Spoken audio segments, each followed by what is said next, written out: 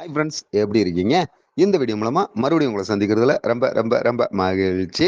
இந்த வீடியோவில் வந்து நம்ம எதை பற்றி பார்க்க போகிறோம்னா 10th தமிழ் நம்ம ஆல்ரெடி பார்த்துட்டு இருக்கோம். அதை கண்டினியூ தான் இந்த வீடியோவில் நம்ம பார்க்க போகிறோம்.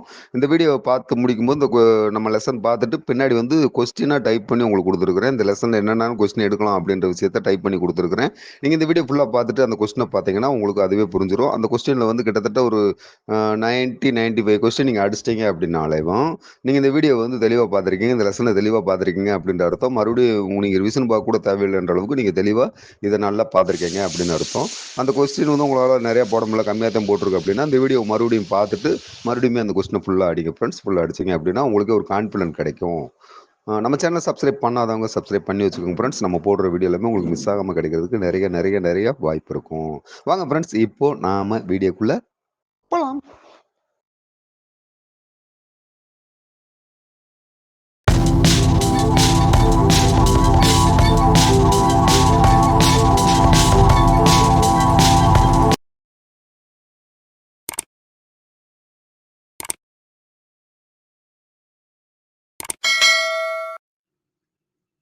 பாருங்க ஃப்ரெண்ட்ஸ், எழுத்து சொல் இதை பற்றி நம்ம பார்க்க போகிறோம்.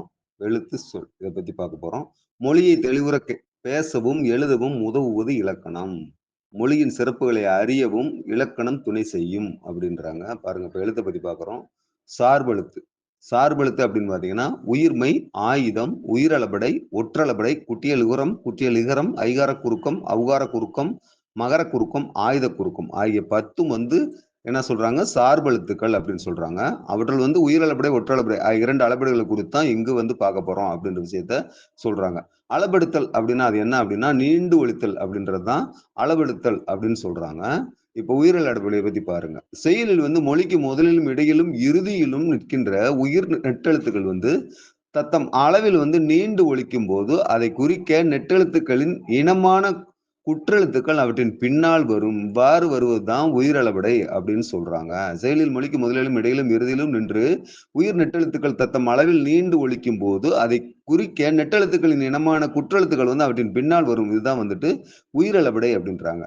உயிரளபடை எத்தனை வகைப்படும் அப்படின்னு சொன்னா 3 வகைப்படும். உயிரளபடை 3 வகைப்படும். ஃபர்ஸ்ட் பாருங்க, செய்யுளிசை அளபடை. செய்யுளில் ஓசை குறையும் போது அதனை நிறைவு செய்ய நெட்டெழுத்துக்கள் வந்து அளபெடுத்தலை செய்யுளிசை அளபடை அப்படின்றாங்க.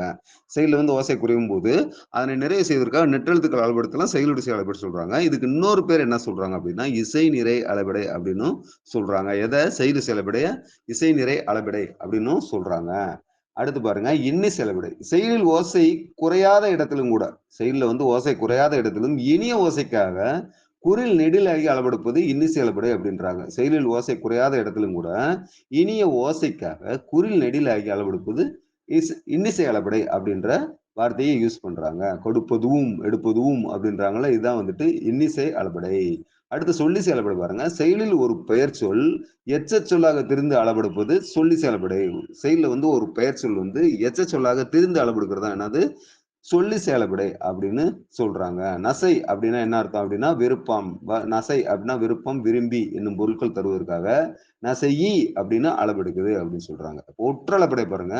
செயலின் ஓசை குறையும் போது அதனை நிறைவு செய்ய மெய்யெழுத்துக்களான இங்கு, இங்கு, இச்சு, இண்டு, இத்துன்னு இந்த மெய்யெழுத்துக்கள் இருக்கு பாத்தீங்கன்னா, இதெல்லாம் வந்து 10 இந்த 10 சேர்ந்து அதோட ஒரு ஆயிரம் எழுத்தும் சேர்ந்து அளவெடுப்பதான் ஒற்றளபடை அப்படின்னு சொல்றாங்க. அதாவது வந்து செயல் ஓசை குறையும் போது இந்த மெய்யெழுத்துக்களும் பிளஸ் ஒரு ஆயுத எழுத்தும் சேர்ந்து அது வந்து வர்றதுதான் ஒற்றளபடை அப்படின்றாங்க. இங்க பாருங்க, மெய்யெழுத்துக்கள் வந்திருக்குது, இங்க ஆயுத எழுத்துக்கள் வந்திருக்கலாம். இது மாதிரி வர்றதுதான் வந்துட்டு ஒற்றளபடை அப்படின்றாங்க. ஒரே எழுத்துக்கள் வந்து அடுத்தடுத்து வந்து ஒலிக்கிறது தான் ஒற்றளபடை அப்படின்ற விஷயத்த சொல்றாங்க.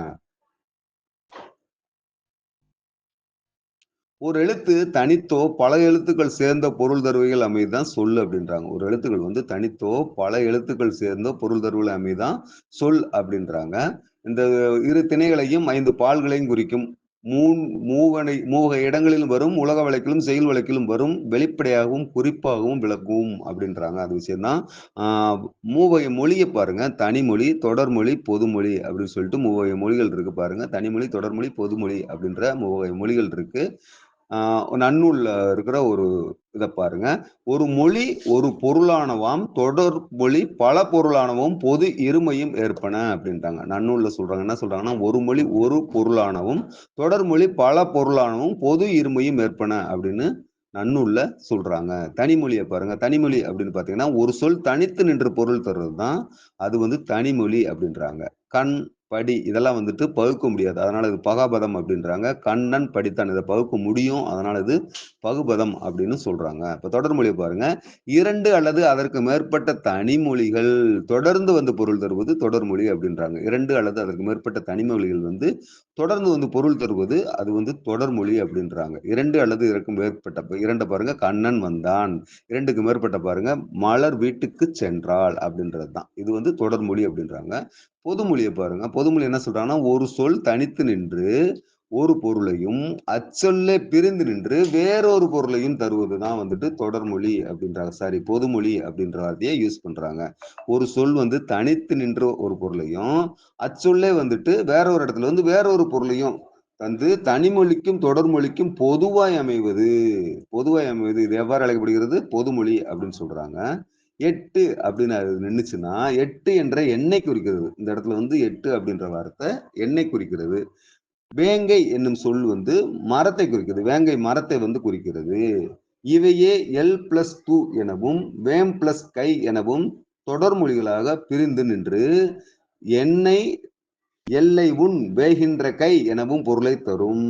அது மாதிரி வந்து மாறி மாறி வரும்ன்றாங்க. இரு பொருள்களுக்கும் பொதுவாய் அமைவதால் பொதுமொழியாகவும் வருது அப்படின்னு சொல்றாங்க.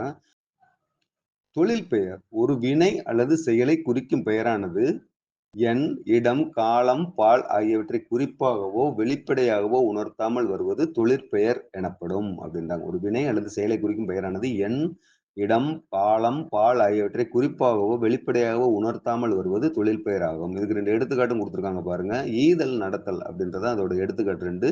விகுதி பெற்ற தொழிற்பெயர் பாருங்க. வினையடியுடன் விகுதி சேர்வதால் வினையடியுடன் விகுதி சேர்வது உருவாகும் தொழிற்பெயர் விகுதி பெற்ற தொழிற்பெயர் அப்படின்றாங்க. இதுக்கு பதில் வினையடிக்கு பாருங்க. நட, வாள், ஆள் முதல்ன்றாங்க. விகுதி என்னன்னு பார்த்தீங்கன்னா, தல், கை, அல் அப்படின்றாங்க. தொழில் பெயரா எப்படி மாறுதுன்னா, நடத்தல், வாழ்க்கை, ஆளல் அப்படின்றது தான் அதோட தொழில் பெயரா மாறுது. ஒரே வினையடி பல விகுதிகளையும் ஏற்கும் அப்படின்ற விஷயத்தையும் சொல்றாங்க. ஒரே வினையடி பல விகுதிகளையும் ஏற்கும். எடுத்துக்காட்டாக நட என்பது வினையடி, நடை, நடத்தல் அப்படின்றத அவங்க எடுத்துக்காட்டா சொல்றாங்க. எதிர்மறை தொழில் பெயர் பாருங்க. எதிர்மறை பொருளில் வருவது எதிர்மறை தொழில் பெயர். எதிர்மறை பொருளில் வருவது எதிர்மறை தொழிற்பெயர். நடவாமை, கொல்லாமை அப்படின்றது அதோட சொல்றாங்க. முதல் நிலை தொழில் பெயருக்கு பாருங்க. விகுதி பெறாமல் வினைப்பகுதியே தொழில் பெயராதல் முதல்நிலை தொழில் பெயர் அப்படின்னு சொல்றாங்க. முதல்நிலை தொழில் பெயருக்கு என்ன சொல்றாங்க? விகுதி பெறாமல் வினைப்பகுதியே தொழில் பெயராதல் முதல்நிலை தொழில் பெயர் அப்படின்றாங்க. எடுத்துக்காட்டாக தட்டு, உரை, அடி அப்படின்றது தான் இதுக்கு எடுத்துக்காட்டாக சொல்றாங்க. இது சொற்கள் வந்து முறையை வந்து தட்டுதல், உரைதல், அடித்தல் என்று பொருள் பெறும்போது முதல்நிலை தொழில் பெயராக வருகின்றன அப்படின்ற விஷயத்தையும் சொல்றாங்க. முதல்நிலை திரிந்த தொழில் பெயர் அப்படின்னு பாருங்க. விகுதி பெறாமல் முதல்நிலை திரிந்து வரும் தொழில் பெயர் முதல்நிலை திரிந்து தொழில் பெயர் அப்படின்றாங்க. இப்ப தொழில் பெயர் பாருங்க கெடுதல் அப்படின்னா முதல்நிலை வந்து கெடு அப்படின்றோம். முதல்நிலை திரிந்த அப்படின்னா கேடு அப்படின்னு சொல்றோம். அதே மாதிரிதான் அடுத்து பாருங்க சுடுதல் அப்படின்னா சுடு அப்படின்றோம். அதுக்கு வந்து திரிந்த தொழில் பெயருக்கு என்னது சூடு அப்படின்ற வார்த்தையும் யூஸ் பண்றாங்க. அதுதான் வினையால் அணைன்னு பாருங்க. வினையால் அணையும் பெயர் பாருங்க. ஒரு வினைமுற்று பெயரின் தன்மையை அடைந்து வேற்றுமை உருவு ஏற்றும் ஏற்காமலும் வேறொரு பயனிலையை கொண்டு முடிவது வினையால் அணையும் பெயர் அப்படின்னு சொல்றாங்க. அத்து தன்மை, முன்னிலை, படர்கை 3 இடங்களிலும் 3 காலங்களிலும் வரும் அப்படின்றாங்க. வினையாளன் பேர் வந்து 3 இடங்களிலும் 3 காலங்களிலும் வரும் அப்படின்றாங்க. எடுத்துக்காட்டாக வந்தவர், அவர்தான், பொறுத்தார், பூமி ஆழ்வார் அப்படின்ற எடுத்துக்காட்டையும் அதுக்கு சொல்றாங்க. தொழில் பெயருக்கும் வினையாளனின் பெயருக்கும் உள்ள வேறுபாடை நம்ம இதுல பார்த்துலாம் அப்படின்றாங்க. இப்ப தொழில் பெயர் பாருங்க. வினை பெயர்த்தன்மையாகி வினையே உணர்த்தி நிற்கும். இது வந்து தொழில் பெயரு. வினையாளனின் பேர்ல பாருங்க. தொழிலை செய்யும் கருத்தாவை குறிக்கும் அப்படின்றாங்க. இது வந்து காலம் காட்டாது. வினையாளனின் பேர் வந்து என்ன பண்ணும்? காலம் காட்டும். படர்கைக்கே உரியது. இது தொழில் பெயர் படருக்கே உரியது. இது வந்து மூவிடத்துக்கும் உரியது அப்படின்றாங்க. மூவிடத்துக்கு உரியதுன்னா நம்ம ஏற்கனவே பார்த்தோம் பார்த்தீங்களா? இதுதான் தன்மை, முன்னிலை, படர்கை 3 இடங்களிலுமே வந்து வரும் அப்படின்ற விஷயத்த தான் பார்த்தோம். அதுதான். இது வந்து மூவிடத்துக்கும் உரியது. எடுத்துக்காட்டு பார்த்தோம்னா, தொழில் பெயருக்கு பாருங்க. பாடுதல், படித்தல். அங்க பாருங்க. பாடியவள், படித்தவர் அப்படின்ட்டு சொல்றாங்க. இதுல வினையாளனின் பேர்ல. பளவுள் தெரிய பார்த்துடலாமா? மெத்த வணிகலன் என்னும் தொடரில் தமிழர் குறிப்பிடுவது மெத்த வணிகலன் அப்படின்னு சொல்லிட்டு தமிழர் எதை சொல்றாருன்னா வணிக கப்பலும் ஐம்பெரும் காப்பியங்களும். இதைத்தான் அவர் சொல்றாரு. வணிக கப்பலும் ஐம்பெரும் காப்பியங்கள் தான் மெத்த அணிகலன் அப்படின்ற விஷயத்த சொல்றாங்க. காய்ந்த இலையும் காய்ந்த தோகையும் நிலத்துக்கு நல்ல உரங்கள். இத்தொடரில் அடிக்கோடிட்ட பகுதியை குறிப்பிடுவது எது? இந்த அடிக்கோடிட்ட பகுதியை தான். காய்ந்த இலையும் காய்ந்த தோகையும் அப்படின்னா இது என்னது? சருகும் சண்டும் அப்படின்றதான் இதோட சரியான ஆன்சர். சருகும் சண்டும் அப்படின்னா சரியான ஆன்சர். என் தமிழ்னா என்பதை பிரித்தால் இவ்வாறு வரும். என் தமிழ்னா அப்படின்றத பிரிச்சு எவ்வாறு வரும்? இவ்வாறு தான் வரும். எம் கூட்டல் தமிழ் கூட்டல் நா, இவ்வாறு தான் வரும். எம் கூட்டல் தமிழ் கூட்டல் நா சிக்குவல் டு என் தமிழ்னா அப்படின்றது.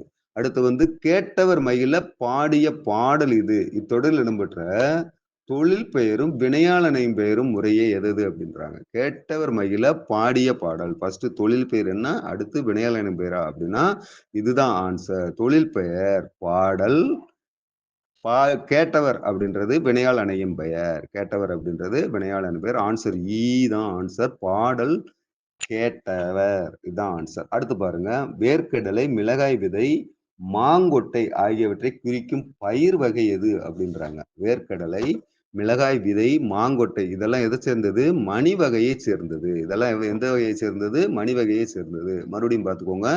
மெத்த வணிகலன் என்பதில் தமிழழகனார் குறிப்பிடுவது வணிக கப்பலும் ஐம்பெருங்காப்பில தான் குறிப்பிடுறாங்க. காய்ந்த இலையும் காய்ந்த தோகையும் இந்த நிலத்துக்கு நல்ல உரங்கள். தொடரில் அடிக்கோடிட்ட பகுதி சருகும் சண்டும் அப்படின்றதான் சரியான ஆன்சர். என் தமிழ்னா அப்படின்னா எம் கூட்டல் தமிழ் கூட்டல் நா அப்படின்றதான்.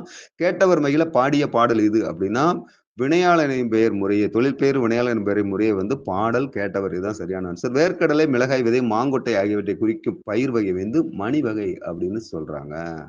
இந்த லெசன் நம்ம பார்த்தோம் பார்த்தீங்களா? அந்த லெசன்ல இருந்து நீங்க இந்த வீடியோ ஃபுல்லா கவனிச்சிருந்தீங்க அப்படின்னா, இதுக்கு பின்னாடி உங்களுக்கு கொஸ்டின் வரும் ஃப்ரெண்ட்ஸ். அந்த கொஸ்டினை நீங்க ஆன்சர் இருக்காது. கொஸ்டின் மட்டும் இருக்கும். அந்த கொஸ்டினை நீங்க ஒரு பேப்பர் எடுத்துட்டு நீங்களே ஆன்சர் போட்டு பாருங்க. ஒரு 10 கொஸ்டின் இருக்கு அப்படின்னா, ஒரு 9 கொஸ்டினுக்கு நீங்க ஆன்சர் பண்ணிட்டீங்க அப்படின்னா, இந்த வீடியோவை நீங்க தரவா கவனிச்சிருக்கீங்க அப்படின்ற விஷயம் கண்டிப்பா உங்களுக்கு புரிஞ்சிரும். ஒருவேளை கம்மியா தான் கொஸ்டின் உங்களால அடிக்க முடியுது அப்படின்னா, மறுபடியும் இந்த வீடியோவை ரிவைஸ் பண்ணி நீங்க இந்த வீடியோ பாருங்க. பார்த்துட்டு அந்த கொஸ்டினை மறுபடியும் போட்டு பாருங்க. கொஸ்டின் நீங்க ஃபுல்லா அடிச்சிட்டீங்க அப்படின்னாக்கா, உங்களுக்கு இது மறுபடியும் படிக்க வேண்டிய அவசியமே இருக்காது. கண்டிப்பா இந்த வீடியோவே போதும். உங்களுக்கு இதுல இருக்க கொஸ்டின்லாம் நீங்க தெரிஞ்சுக்கிட்டதுக்கு இதுவே போதும், ஒரு சாட்சியா இருக்கும். நீங்க கொஸ்டின் அடிச்சு பார்த்தீங்கன்னா உங்களுக்கே புரியும். எப்பயுமே நம்ம தொடர்ந்து படிச்சுக்கிறது காட்டிலும் நம்ம அதை கொஸ்டினாவோ டெஸ்டாவோ நம்ம போட்டு போகும்போது தான் நம்மளுக்கு அதுல இருக்க குறைகள் தெரியும். நம்மளுக்கு எது புரியல அப்படின்றது தெரியும். சாதாரண படிச்சுட்டு போனோம்னா எல்லாம் புரிஞ்ச மாதிரியே இருக்கும். எக்ஸாம்ல போய் பார்க்கும்போது எதுவுமே புரியாத மாதிரி இருக்கும். ஸோ அதனால கொஸ்டின் அடிக்கிறது தான் நல்லது. அந்த கொஸ்டின்ல 2 மிஸ்டேக் விட்டா அது ரொம்ப நல்லது. ஏன்னு கேட்டீங்கன்னா, அதை மறுபடியும் ஒரு ரிவிஷன், மறுபடியும் இந்த வீடியோ மறுபடியும் ரிவைண்ட் பண்ணி நீங்க பார்த்துட்டீங்க அப்படின்னாலே உங்களுக்கு இன்னும் தெளிவா புரிஞ்சிடும். அதனால நீங்க கொஸ்டின் அடிச்சு பாருங்க. இதுக்கு பின்னாடி கொஸ்டின் நான் கொடுக்குறேன். அந்த கொஸ்டின் நீங்க அடிச்சு பாருங்க ஃப்ரெண்ட்ஸ். கொஸ்டின் பாருங்க ஃப்ரெண்ட்ஸ். உயிரளபடை எத்தனை வகைப்படும்? நெக்ஸ்ட், செயலில் ஓசை குறையும் போது அதனை நிறைவு செய்ய நெட்டெழுத்துக்கள் அளவெடுப்பதை எவ்வாறு அழைக்கிறோம்? இசை நிறை அளபடையின் வேறு பெயர் என்ன? செய்யுளில் ஓசை குறையாத இடத்திலும் இனிய ஓசைக்காக குரில் நெடிலாகி அளவெடுப்பது எவ்வாறு அழைக்கப்படுகிறது? செய்யுளில் ஒரு பெயர் சொல் எச்ச சொல்லாக தெரிந்து அளவெடுப்பது எவ்வாறு அழைக்கப்படுகிறது? செய்யுளில் ஓசை குறையும் போது மெய்யெழுத்துக்கள் மற்றும் ஆயுத எழுத்து அளவெடுப்பது எவ்வாறு அழைக்கப்படுகிறது? ஒரு சொல் தனித்து நின்று பொருள் தருவது எவ்வாறு அழைக்கப்படுகிறது?